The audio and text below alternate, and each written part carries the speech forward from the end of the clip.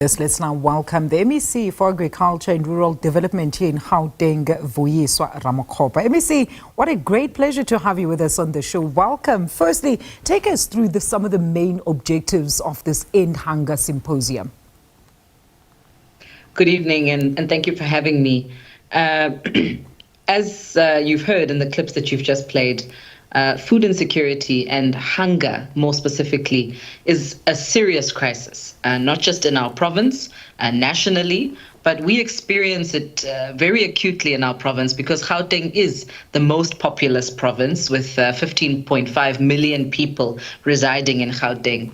And we have looked at the statistics and recognized that close to 1/3 of the residents of Gauteng are experiencing different levels of food insecurity and different levels of hunger. Now, this is an absolute crisis, and it's something that should really be something that we should be quite ashamed of, really, as a country, that, while we are able to produce food very efficiently and we are able to export food even to other countries, that we have, close to 20 million people in our country who are going to bed hungry. And I think that's something that requires all our attention. So the purpose of today's symposium was to convene, a group of people who are operating in different areas of the food industry.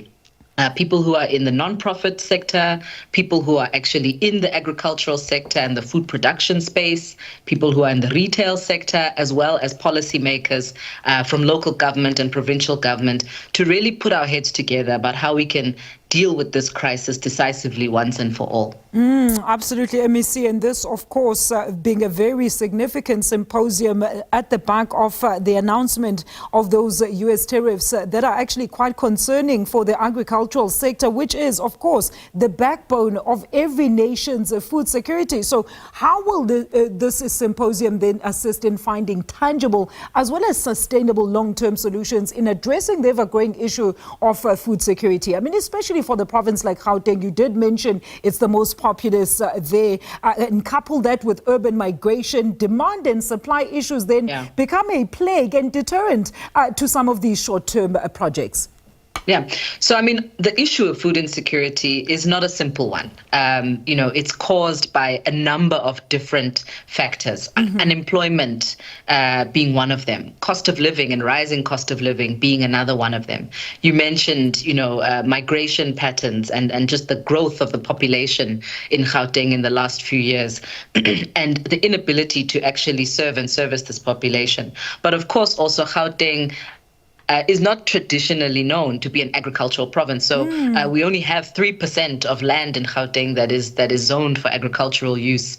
And so promoting, homestead farming, small-scale farming, and backyard farming needs to also be at the center of our intervention. Promoting urban agriculture needs to be at the center of our intervention.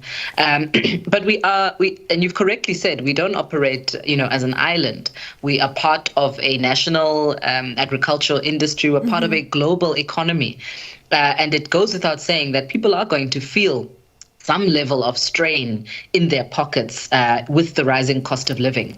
But we need to ensure that, given that as it stands right now, South Africa is actually a net exporter of food. We are producing more than we are consuming locally, and we're actually exporting it. Now, that doesn't make sense, given that we know that millions of people are going to bed hungry. So what we need to be able to do is ensure that the food that is produced in our country first serves the people in our country, and actually that the economy of food is centered around the people here who need it the most. MEC, when you talk about the promotion of urban as well as community-based farming, I mean, it's still quite a challenge, I suppose, when it comes to urbanized spaces, because I think you saw, or you are familiar with a story there of a gentleman who had actually planted cabbages right outside of his fence, but I suppose this was deemed as a public space, but he was actually being asked and forced to remove those, and he was actually doing this in aid of the community and not necessarily himself. So maybe zoning issues like that, municipal bylaws, when it comes to the promotion, specifically when we talk about urban farming, need to be revisited as well. 100%. Access to land and ensuring that people have secure land tenure. Now, that can come in the form of a lease. It can come in the form of some kind of a permission to occupy, or it can obviously come in the form of a title deed. But people need to be able to have security of tenure before they actually engage in agricultural activities. And, the municipalities, as we know, local municipalities do actually own quite significant portions of land, well-located land as well. So even as government, between local municipalities and provincial government, we need to have greater levels of coordination to ensure that land that is available can actually be used and accessed by people in communities, and that we ourselves can also make the investments into that land to make it productive. Absolutely, MEC. And in closing, very quickly, you mentioned earlier that women and children also bear actually the brunt of these social ills, leading to a myriad of challenges, from access to education, to growth and overall personal development. So how will their plight then be considered as part and parcel of this symposium to ensure that they're food secure? So women play such a critical role. We know South Africa and Gauteng is no different. If you look at statistics at a household level, we have a majority of women-led households, and unfortunately even child-headed households.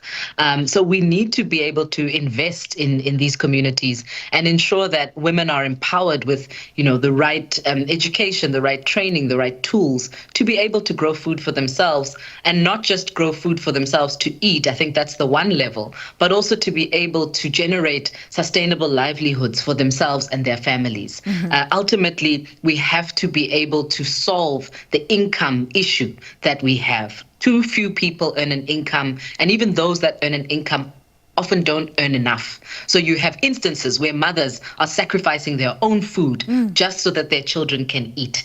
And that is an absolute tragedy, And even children who are sacrificing their school nutrition food that they're receiving and actually taking it home so that they can share with younger siblings who may not actually be in school. This is the lived reality of millions of South Africans, and we cannot sit back and accept this. Food is not a privilege, it is a right, and we must fight to ensure that every South African enjoys that right. Absolutely. MEC, what a great conversation. Thank you so much for talking to us this afternoon. That is the MEC of Agriculture and Rural Development in Gauteng, Ms. Vuyiswa Ramokgopa, there on the symposium looking to end hunger.